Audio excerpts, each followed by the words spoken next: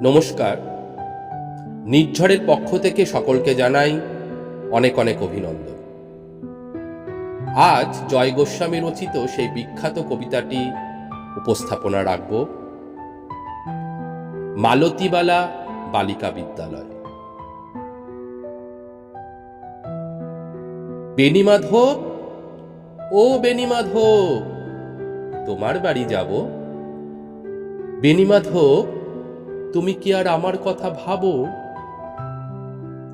বেণীমাধব মোহন বাসি তমাল তরুমূলে বাজিয়েছিলে, আমি তখন মালতী স্কুলে। ডেস্কে বসে অঙ্ক করি, ছোট্ট ক্লাস ঘর, বাইরে দিদিমণির পাশে দিদিমণির বর। আমি তখন নবম শ্রেণী, আমি তখন শাড়ি। আলাপ হলো বেণীমাধব সুলেখাদের বাড়ি। বেণীমাধব, বেণীমাধব, লেখা পড়ায় ভালো। শহর থেকে বেড়াতে এলে আমার রং কালো। তোমায় দেখে এক দৌড়ে পালিয়ে গেছি ঘরে। বেণীমাধব, আমার বাবা দোকানে কাজ করে। কুঞ্জে অলি গুঞ্জে তবু ফুটেছে মঞ্জরি। সন্ধ্যাবেলায় পড়তে বসে অঙ্কে ভুল করি। আমি তখন নবম শ্রেণী, আমি তখন 16। ব্রিজের ধারে বেণীমাধব লুকিয়ে দেখা হলো। বেণীমাধব, বেণীমাধব, এতদিনের পরে সত্যি বলো, সেসব কথা এখনো মনে পড়ে? সেসব কথা বলেছ তুমি তোমার প্রেমিকাকে। আমি কেবল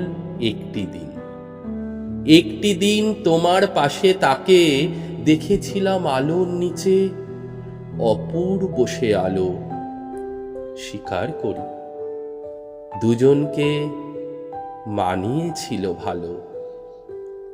জুড়িয়ে দিল চোখ আমার, পুড়িয়ে দিল চোখ। বাড়িতে এসে বলেছিলাম ওদের ভালো হোক। রাতে এখন ঘুমাতে যাই একতলার ঘরে। মেঝের ওপর বিছনা পাতা, জ্যোৎস্না এসে পড়ে। আমার পরে যে বোন ছিল চোরা পথের বাঁকে, মিলিয়ে গেছে জানি না আজ কার সঙ্গে থাকে। আজ জুটেছে কাল কি হবে, কালের ঘরে শনি। আমি এখন এই পাড়ার সেলাই দিদিমণি। তবু আগুন বেণীমাধব, আগুন জ্বলে কই। কেমন হবে আমিও যদি নষ্ট মেয়ে হই। নমস্কার বন্ধুরা, আমাদের আজকের উপস্থাপনা কেমন লাগলো অবশ্যই লাইক, কমেন্ট এবং ভিউ করে জানাবেন, এবং আমাদের এগিয়ে চলার পথে সামিল হয়ে আমাদেরকে এগিয়ে নিয়ে যেতে আপনাদের হাত বাড়িয়ে দেবেন।